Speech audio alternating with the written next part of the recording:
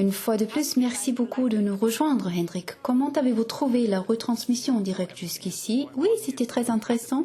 Je suis impressionnée par toute cette organisation et je crois que notre public l'est également. J'ai trouvé les questions assez pertinentes. Oui, ça me donne le sentiment que les gens ont de l'expérience avec nos équipements.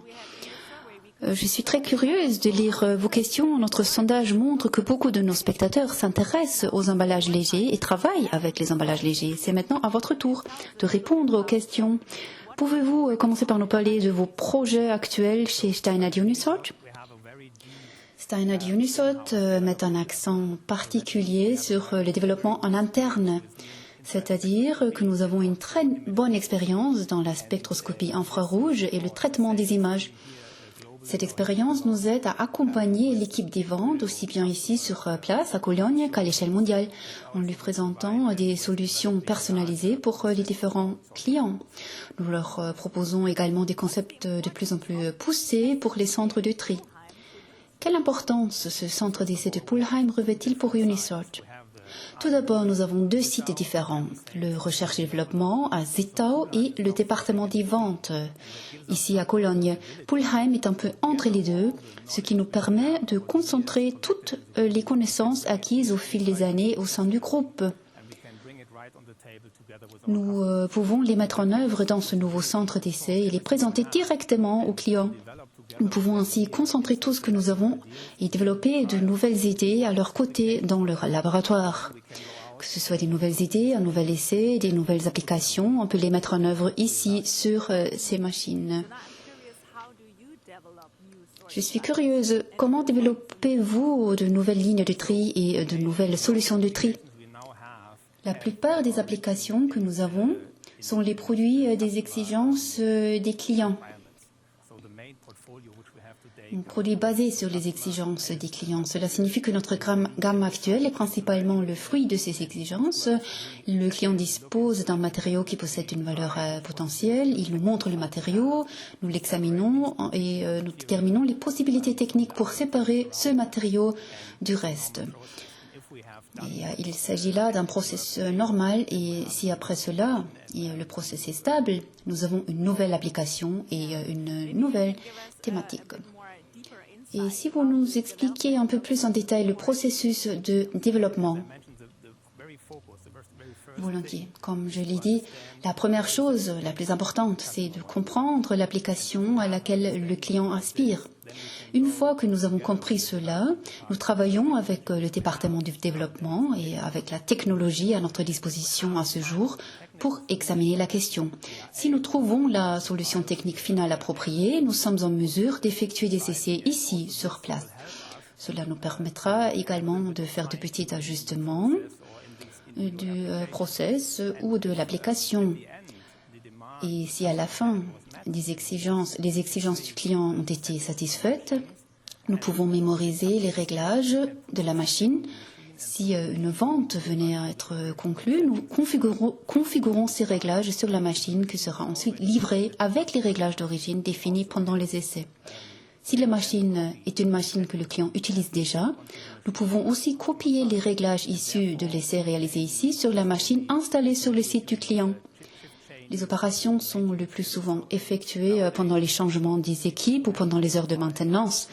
Aujourd'hui, avec les possibilités offertes par Evo 5, il n'est même plus nécessaire d'envoyer une équipe de maintenance chez les clients pour procéder à cette nouvelle configuration de la machine. Cela peut se faire à distance. Impressionnant, si j'ai bien compris. Vous pouvez utiliser n'importe quel modèle ici dans le centre d'essai? Oui, à vrai dire, nous devons le faire. Si nous le faisons, si nous réalisons des essais et si nous élaborons un rapport de ces essais, il est également question des capacités, des taux de récupération et pureté. Donc, si un client décide plus tard d'investir dans cette application, il doit bien pouvoir s'y fier, et nous aussi d'ailleurs. Il est par conséquent très important pour nous d'avoir ce laboratoire ici et d'avoir une possibilité de pré-tri avec un criblage, une séparation aérolique, séparation balistique. Ces équipements sont des machines standards qui sont les mêmes que celles qui sont installées chez le client. Ce ne sont pas les machines de laboratoire aux performances plus faibles. Le process est ainsi fiable et donne aux clients et à nous-mêmes une garantie de sécurité lors de la mise en marche de l'installation suite aux résultats obtenus dans l'essai. Il ressort du sondage qu'environ 40 personnes travaillent dans le domaine des emballages légers et vous êtes dans ce secteur depuis plus de 20 ans. Pourquoi les emballages légers sont-ils un enjeu aussi important aujourd'hui? Cela est plus ou moins lié aux réglementations. De nombreux pays européens ont déjà durci ou prévoient de durcir leur législation. Ils fixeront les taux de récupération requis pour les déchets d'emballage. En même temps, la demande de produits de haute qualité augmente. Ces deux facteurs sont normalement très difficiles à combiner dans le secteur du recyclage. Il est possible d'atteindre certains taux de récupération avec un process plus complexe. Le nombre de centres de tri augmente. On crée des boucles dans le process, dans les installations, et on met en place différentes étapes de nettoyage. Le résultat en est une installation de très grande envergure. Nous devons développer une technologie qui permette à l'opérateur d'avoir une vue d'ensemble des process en cours dans ces immenses installations. Steinhardt a identifié la nécessité d'un tel développement assez tôt et c'est ce qui a donné lieu au développement des machines Evo 5. Vous avez mentionné Evo 5. Que signifie le préfixe Evo dans le nom de cette gamme de séparateurs optiques? Evo indique la génération. Lorsque nous sommes impliqués dans de grands projets, nous devons nous préparer à les gérer. Des progrès ont été réalisés, surtout sur le plan technique, ce qui facilite la maintenance dans de nombreux cas. Et comme Andreas l'a évoqué au cours de son intervention, nous avons une nouvelle barre à buse qui prolonge la durée de vie de la buse elle-même. Mais cette nouvelle barre à buse offre la possibilité de réduire la consommation d'air comprimé. En effet, la génération d'air comprimé et l'exploitation des compresseurs constituent un facteur énorme en coût, et cela pas uniquement dans les installations de petite taille. Un des objectifs de Evo 5 était de rendre les équipements plus robustes et de simplifier leur maintenance. Il s'agissait également d'offrir la possibilité d'un étalonnage automatique aux opérateurs. Cela signifie que toutes les machines peuvent effectuer elles-mêmes l'étalonnage, ce qui est très utile. Il n'est pas nécessaire de se déplacer sur l'installation pour effectuer un étalonnage machine par machine, ce qui représente un énorme gain de temps et augmente la durée de fonctionnement. Nous avons également intégré de nombreux instruments d'autodiagnostic dans le système pour permettre aux opérateurs de programmer les interventions de maintenance, de réduire le nombre d'immobilisations imprévues et d'atteindre les taux de disponibilité jusqu'à 97%. Ces données, ces chiffres, ces informations sont très impressionnants. Nous allons visionner une vidéo dans quelques instants. J'aimerais bien que nous en parlions un peu avant, afin de mieux comprendre, parce qu'on va voir des immenses installations de deux clients, notamment PreZero et Alba. Et quand je suis arrivée hier, j'ai été très impressionnée par la taille des machines présentes ici. Et vous m'avez fait savoir que les machines de tri des emballages légers des clients sont nettement plus grandes. Quelles sont les particularités de ce genre d'installation? La taille n'est pas une fin en soi. La taille des installations augmente sans cesse afin de satisfaire aux exigences des réglementations. Par conséquent, les opérateurs ont beaucoup de mal à avoir une vue d'ensemble du process. Dans la vidéo, nous allons voir le centre de tri de la société Alba, qui est grand comme 6 terrains de football. C'est une toute autre dimension. Les opérateurs du centre de tri d'Alba auraient par exemple du mal à suivre la progression du tri sur chaque machine. Avec Evo 5, par contre, tous les systèmes sont détalonnés, c'est-à-dire qu'ils génèrent exactement des informations de nature et de qualité identiques. Cela permet par exemple de recouper toutes les données et de voir les petits changements, les différents produits d'alimentation, et l'opérateur peut réagir même s'il ne peut pas voir ce qui se passe parce qu'il est trop loin. D'autre part, même si la performance d'une machine baisse, il peut également le constater à distance. Cette technologie montre tous les changements qui ont lieu et qui s'affichent à l'écran de l'opérateur, qui peut décider des mesures et des actions à prendre. Je trouve cela fascinant. J'aimerais que nous abordions le thème des films plastiques qui ont tendance à flotter au-dessus du conveyeur. Ces films requièrent des exigences particulières et, une fois de plus, ce sujet est très important lorsqu'il s'agit des emballages légers. Pouvez-vous nous expliquer pourquoi ? Oui, comme j'ai déjà dit, ça dépend également des taux de recyclage nécessaires qui sont plus élevés. Par le passé, il était suffisant de générer une fraction de film positive à l'aide d'un séparateur aérolique. Aujourd'hui, c'est plus possible parce qu'il faut effectuer un tri plus en profondeur, séparer le PE du PP et sortir le papier aussi. On peut également différencier les couleurs. De très nombreuses possibilités s'offrent en raison de la nécessité d'une meilleure qualité et des taux de recyclage supérieurs. L'inconvénient des films plastiques est qu'ils sont très fins. Ils ne se déplacent pas aussi vite que les particules plus lourdes et retombent continuellement sur le convoyeur, ce qui rend leur éjection difficile. Mais il y a aussi la question des très faibles densités de produits, ce qui signifie que le débit de ces équipements est faible. Chez Steinert, nous avons résolu ce problème en 2016 avec le lancement du système Unisort Film, avec contrôle d'objets actifs. Comme Andreas l'a expliqué, il s'agit d'un système qui stabilise les films plastiques. Il est ainsi possible d'atteindre les débits plus élevés avec les mêmes tâches de tri, comme le taux de récupération ou de pureté, qu'avec des machines standards. La Unisort Film Evo 5 est la troisième génération de ces machines sur le marché qui utilisent le contrôle d'objets actifs. Tout à l'heure, nous verrons dans le film que ces très grands centres de tri utilisent cette même technologie de l'Unisort Film Evo 5 sur leur ligne 2D.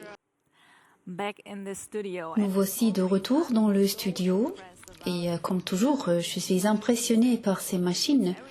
Elles sont si rapides et comme vous pouvez le voir, nous avons préparé quelque chose pour notre entretien. Je dois reconnaître que ça n'a pas l'air délicieux, mais il est important d'en parler. Hendrik, dans quelle mesure le centre d'essai et le centre de tri des clients collaborent-ils ? C'est bel et bien le but recherché. Si nous avons par exemple un client qui a une nouvelle application, qui veut faire quelque chose d'autre et qui possède une de nos machines déjà équipées de l'intelligence artificielle, il peut nous envoyer des matériaux pour un essai ici dans le laboratoire. Il peut aussi choisir un essai sur son site. Il doit sélectionner le type de matériaux qu'il souhaite séparer des autres et en faire des photos. Ou alors nous faisons nous-mêmes les photos et nous nous entrons les données correspondantes dans notre système d'intelligence artificielle afin de créer un nouvel algorithme capable de séparer ces objets cibles des autres. Ensuite, nous les enregistrons sur les séparateurs optiques et la machine du client sera capable d'exécuter cette application ou de réaliser ce qui a été réalisé ici dans le laboratoire. Le client peut aussi nous expédier le matériau. Nous discutons alors de l'objectif visé, des tâches de tri à exécuter. Avec l'exemple de ces bouteilles de ketchup, cette installation est dotée d'une fraction appelée PET couleur. Et la bouteille de ketchup est apparemment une bouteille PET claire, mais elle contient encore du ketchup. Si un système infrarouge est utilisé, il pensera qu'il s'agit certes de PET, mais le système de caméra couleur pense que l'objet est rouge. Le rouge combiné au PET signifie PET coloré. La machine va donc séparer ce matériau comme PET coloré, alors que nous avons affaire à une bouteille claire. Le client veut qu'elle aille vers la fraction PET claire, car sa valeur est plus élevée. On ne peut pas faire cette séparation avec une combinaison standard d'infrarouge et de couleur, car toutes les bouteilles claires à contenu rouge finiront dans la fraction colorée. C'est ici qu'intervient l'intelligence artificielle qui est une innovation. L'intelligence artificielle installée dans l'Evo 5 permet d'effectuer une configuration entièrement nouvelle et offre de très nombreuses possibilités. Il va sans dire que tous les objets doivent être testés pour être identifiés, mémorisés. Et une fois les séparateurs optiques étalonnés, l'apprentissage est enregistré sur une des machines du client et le process pourra s'adapter à cette application. Merci pour cette explication. Votre enthousiasme pour l'intelligence artificielle se lit dans vos yeux.